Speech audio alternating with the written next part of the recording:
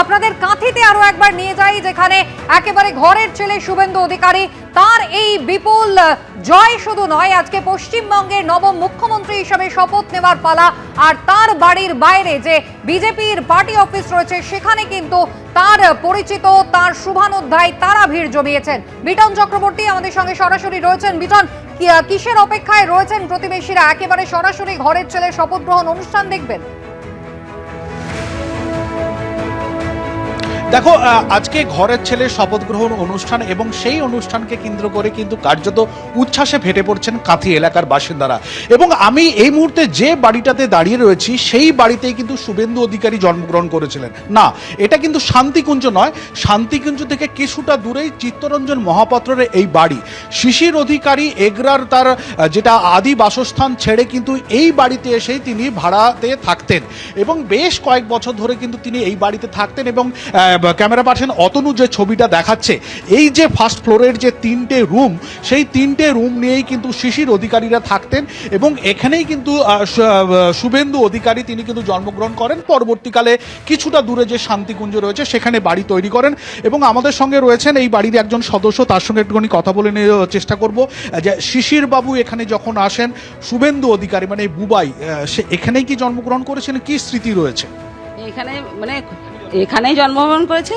আর ছোটবেলা থেকে ফর্সা প্রচুর, মোটে চুল টুল কাটবে না, চুল টুল বিরাট বিরাট হবে। তার এই ওখানে আসতো চুল কাটার জন্য, কান্না কাটি আমরা, আবার সবাই বুঝাবো করবো, এইরকম খুব আদরে।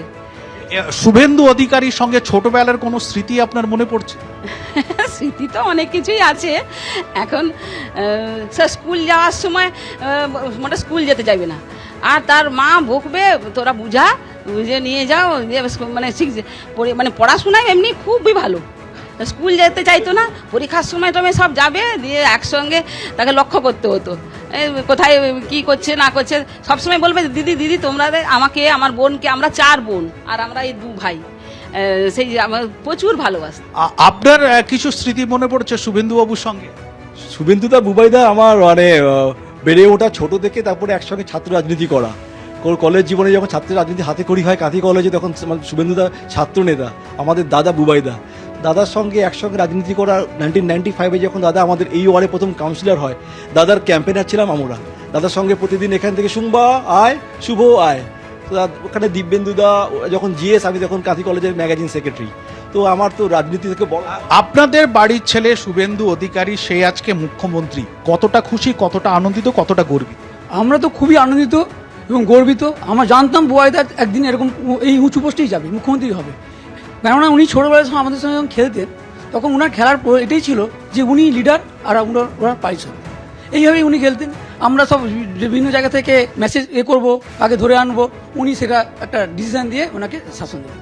এবিপি আনন্দ, এগিয়ে থাকে, এগিয়ে রাখে।